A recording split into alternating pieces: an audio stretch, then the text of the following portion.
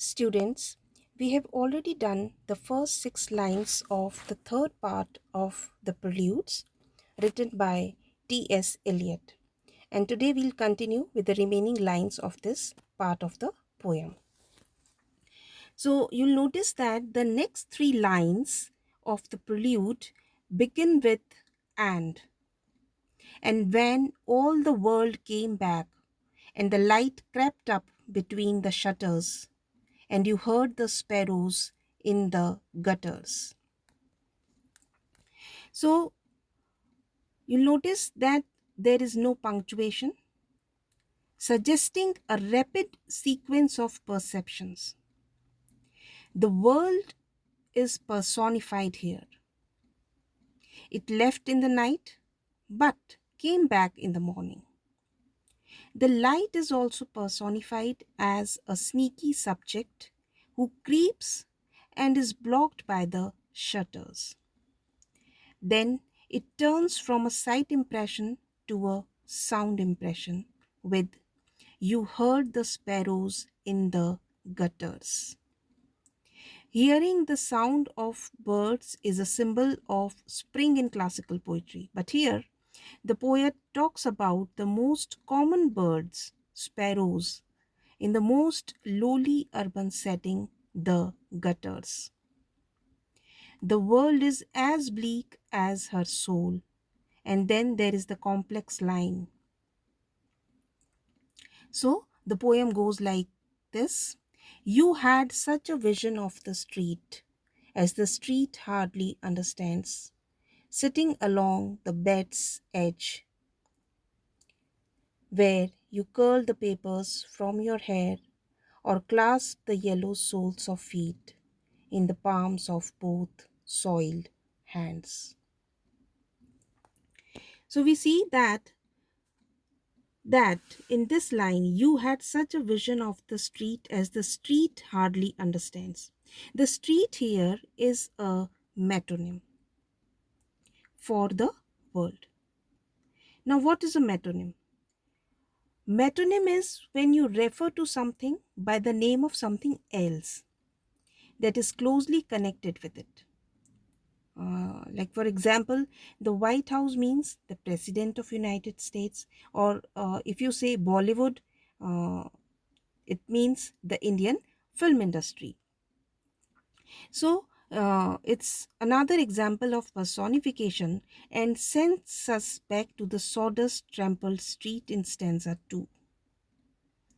Since we learned in that stanza that the feet of the pedestrians belong to the street, through synecdoche, the people of the city also belong to the street.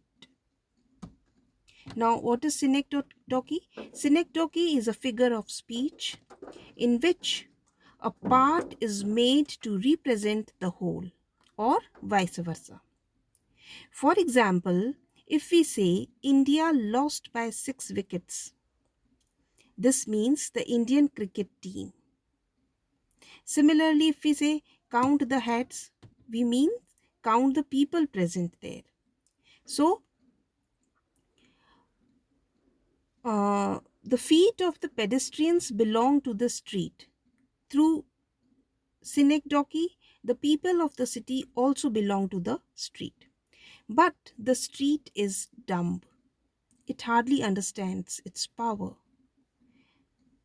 This woman, even with her sinful soul, has the consciousness to see for a moment a vision of the street and so the world. Because street here is a metonym for the world. So when she sees a street, she can think about the world as a whole.